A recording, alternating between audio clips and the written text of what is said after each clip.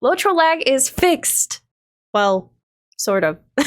Lord of the Rings Online and their development team at Standing Stone Games have been working on creating 2 new legendary servers, Angmar and Mordor. You've probably heard a little something about it, but I'm just going to go on and say what a legendary server is, what the big deal about these 2 new servers are, and how that's going to fix the lag. But before I can get into that, make sure you hit the subscribe button. It helps the channel so much, and I would greatly appreciate it. Just to start, here's the significance about the 2 new servers, Mordor and Angmar, which have just gone live on August 1st. The big deal about this is that these are going to be the first servers that are 64-bit servers. All of the current LOTRO servers are not 64-bit, they've all been 32-bit.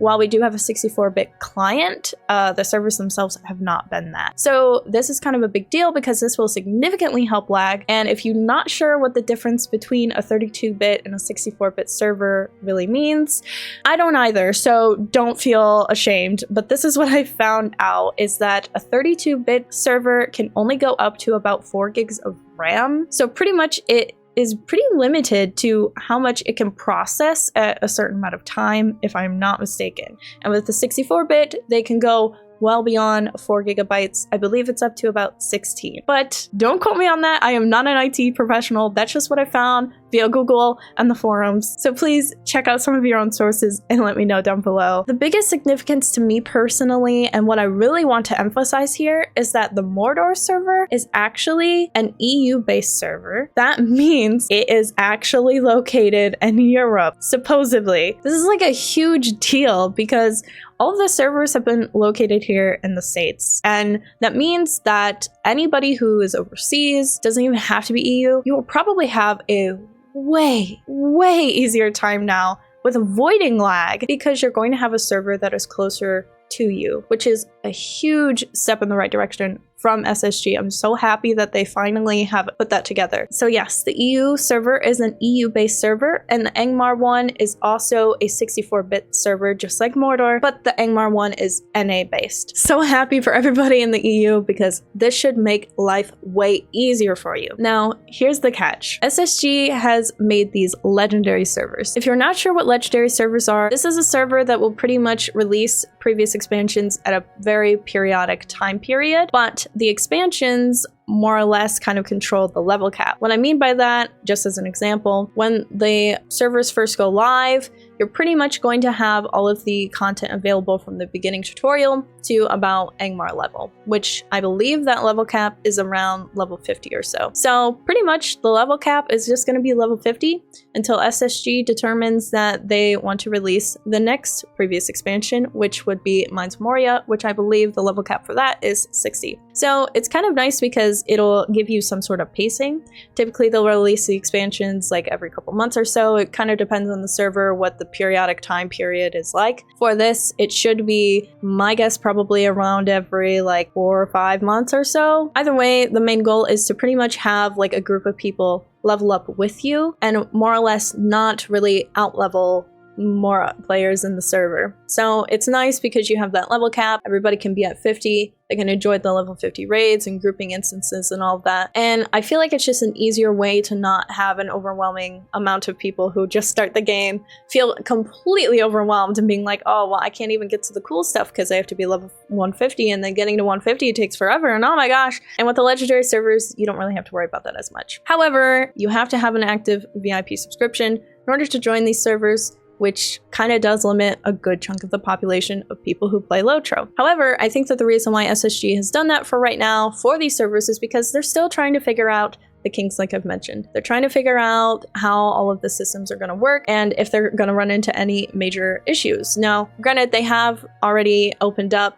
and allowed people to test. I mean, I've tested out the servers. They were great. Long term, they're just trying to get all of those bugs in order before unleashing it on all of the servers. Now, what does that mean for all of the servers? According to a couple of live streams and from things that I have been told by a good friend, thank you, Sissa, I've heard that what they're going to do is pretty much have Mordor and Angmar become permanent servers. Normally for legendary worlds, they wouldn't do that. Normally they would just close down the server once you get to level cap, allow you to transfer your characters in a certain amount of time to different servers that are permanent, and then pretty much just shut down those worlds. But because Angmar and Mordor are going to be 64-bit, which is pretty much like the first time we're going to get that, I think they're going to keep those worlds and they're going to keep them permanently. So if you want to join a legendary server, typically I never really go for them because I feel like they just automatically have a lower population because they're only for VIPs. But I'm more willing to try it out this time personally because they are going to become permanent worlds according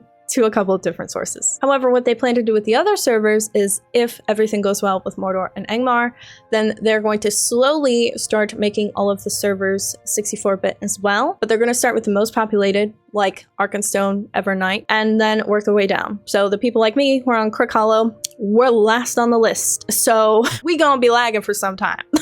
So overall, what this means is that Standing Stone Games and their LOTRO devs are definitely making significant progress to reducing the lag, which is fan-frickin-tastic. I have wanted this for so long personally, and I know that it's probably something that has been on their list to work on for some time. I can only imagine all of the stuff going on in the background for them, all the IT and the technical aspects of it.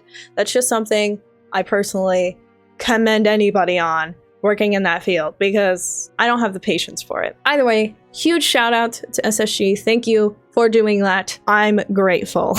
And as a LOTRO player, I'm super excited for what's yet to come because this is just part one of many other things that they could start working on. I know that everybody's been wanting a new launcher, and I've really wanted two-factor authentication for launchers because, ooh girl, I am so stressed about losing my account one day, okay? So the fact that they are able to at least start by getting through some of the basics of the coding and all of that, like having faster servers, I think that this will eventually lead to other significant things that we have asked for as players. So LOTRO is still a work in progress, of course, like any game is, but they are doing a great job, and I just wanted to really emphasize that in this video. I hope that you enjoyed this video and it provided some overall insight as to what's going on with the new servers. And if you want my genuine reaction to playing on those servers, you should check out the live streams. I live stream here on YouTube and on Twitch, and I've been doing a lot of stuff in the servers right now, let me tell you. Thanks again, weirdos, and until next time, you better stay weird, you weird weirdos.